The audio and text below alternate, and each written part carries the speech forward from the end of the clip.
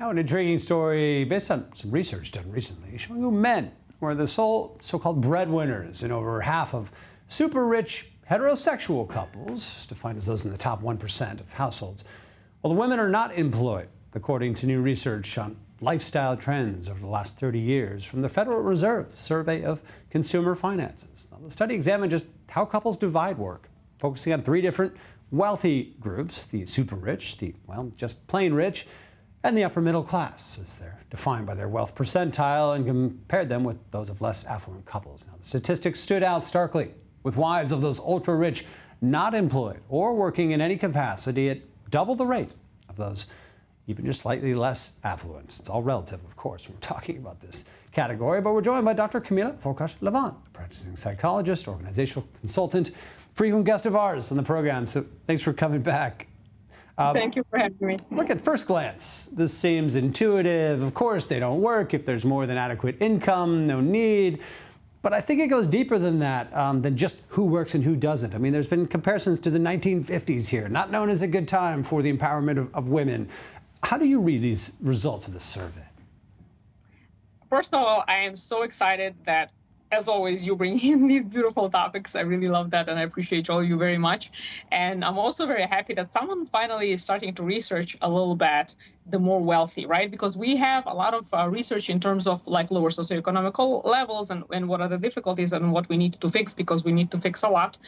But there isn't a lot of discussion on the wealthy, or forget the super wealthy, right? And there's also a lot of prejudice that goes with it, meaning, that they're wealthy, even stories that we tell our children, right? Like the Moshe is a very nice gentleman and he didn't have any bread, and the Yosele is very rich and, of course, very mean and very stingy, except what we don't realize is the Yosele is the one that's supporting the nonprofit that potentially is feeding Moshe and his family, because clearly Moshe doesn't have the money to feed himself, and it doesn't make him a bad person. Neither does it make the Yosele a bad person either, meaning people are just people going through life doing their own things. And I think people don't realize on how much the wealthy community actually contributes to the rest of the world in terms of, yes, keeping us healthy and fed and different disadvantaged communities.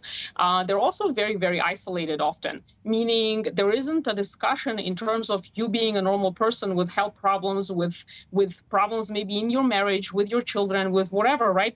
Because as soon as you're a normal person and have a headache, people are like, whatever, cry me a river while you're flying on your private jet.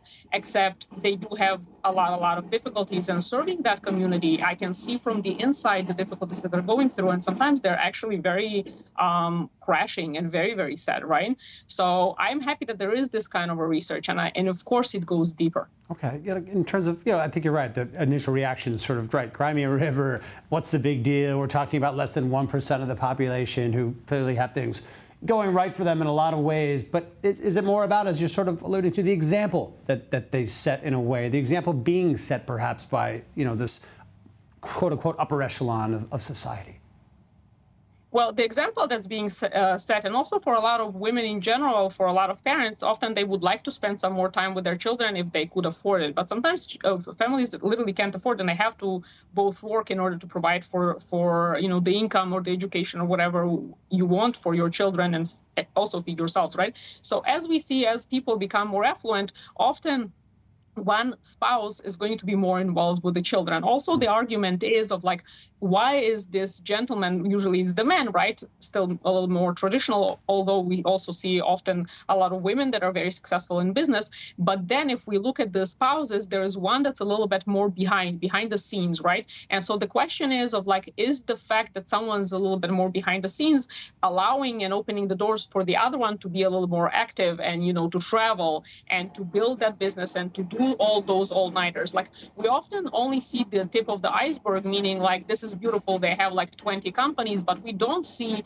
what's underneath and how many years and how many failures and how many loans that didn't come through, and at nights that they cried and didn't see their kids, and sacrifices that they made, right? So like, it's very easy from this outside. Yeah, sure, they're rich and this one isn't working and that one is, but like it took something to get there to begin with, right?